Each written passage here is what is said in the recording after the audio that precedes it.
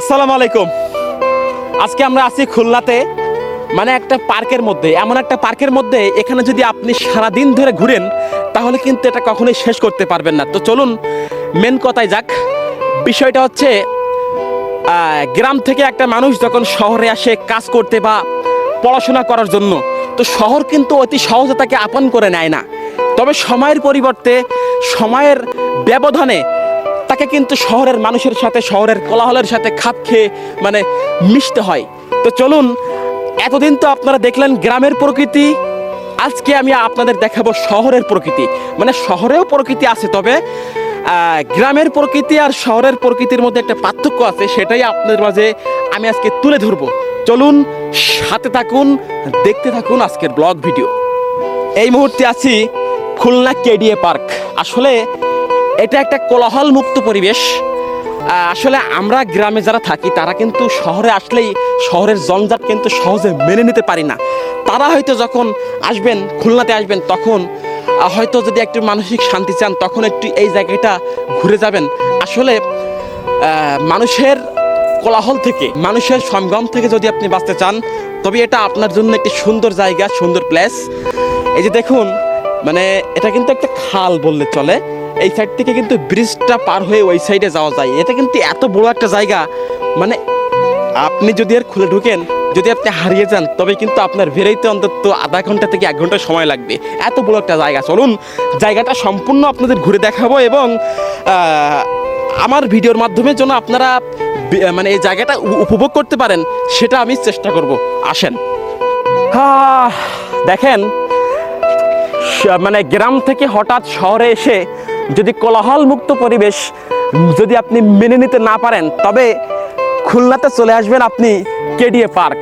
দেখেন এই সাইডে দেখতে পাচ্ছেন ওই যে একটা রাস্তা, এখানে রাস্তা কিন্তু একটা না, বহু রাস্তা, বহু জায়গায় যদি আপনি ঘুরতে পারেন। দেখেন এই যে এই সাইডে দেখেন কত সুন্দর একটা পরিবেশ। আসলে না আসলে বোঝা যায় না, মানে সারাদিন পরিশ্রম করার পরে এমন একটা জায়গায় যদি আপনি ঘুরতে আসেন আপনার মনটা কিন্তু শীতল হয়ে যাবে এবং আপনি বুঝতে পারবেন যে নীরবতা কতটা মানুষকে শান্তি দেয়। তো চলুন আজকে সেই নীরবতা আমার ভিডিওর মাধ্যমে আপনাদের মাঝে আমি তুলে ধরার চেষ্টা করব, সাথেই থাকুন।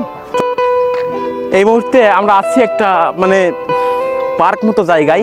এখানে কিন্তু বাচ্চারা, মানে বাচ্চাদের খেলার জন্য যে সমস্ত জিনিস দরকার, দোলনা, সিঁড়ি বা অনেকে এসে এই যে ছাতাগুলো দেখতে পাচ্ছেন, এখানে কিন্তু অনেকের রেস্ট নেই। তো চলুন আমি আজকে ভিতরে। এটা কিন্তু গ্রাম নয়, এটা শহর। বিকেল বেলা মৃদু বাতাস যখন আপনার গায়ে লাগবে আর এই রাস্তা দিয়ে যখন আপনি হাঁটবেন তখন মনে হবে আপনি গ্রামের কোনো একটা রাস্তায় আছেন। তবে আসলে এটা কিন্তু গ্রাম নয়, এটা কিন্তু রাস্তা। ওই সাইডে দেখেন কিন্তু বাস চলে, দেখেন, মানে গাছের জন্য দেখা যাচ্ছে না। তবে এত সুন্দর জায়গা শহরেও থাকতে পারে, তবে গ্রামের মজা আলাদা, শহরের মজা আলাদা। আমরা কিন্তু এখন শহরে আছি এবং এমন একটা জায়গায় আছি যেখানে প্রকৃতি তার রূপ সর্বোচ্চ ঢেলে দিয়েছে এবং আপনি না আসলে বুঝতে পারবেন না প্রকৃতি এত সৌন্দর্য, এত সুন্দর। একটু আগে যেখানে ছিলাম সেটা হচ্ছে কোলাহল মুক্ত এলাকা এবং বর্তমান যেখানে আছি সেটা হচ্ছে কোলাহল যুক্ত এলাকা। মানে দুটাই কিন্তু শহরের মধ্যে। তবে এখন আছি রাস্তায় এবং একটু আগে ছিলাম পার্কে। সেখানে কিন্তু প্রকৃতি এত নীরব, সেখানে কিন্তু গেলে একটা আলাদা মানসিক শান্তি লাগে। এবং বর্তমান যেখানে আছি এটা কিন্তু শহরের মেন রোড বলে চলে। এখানে কিন্তু মানে গাড়ি, মানুষ, জ্যামজট, মানে এত পরিমাণ একটা কোলাহল, মানুষ কিন্তু গ্রাম থেকে এসে সহজেই এখানে টিকে থাকতে পারে না, তাদের কোনো না কোনো অসুবিধা হবেই।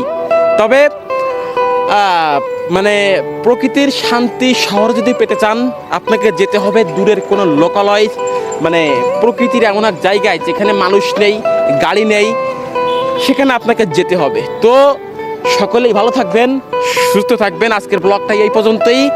আসসালামু আলাইকুম।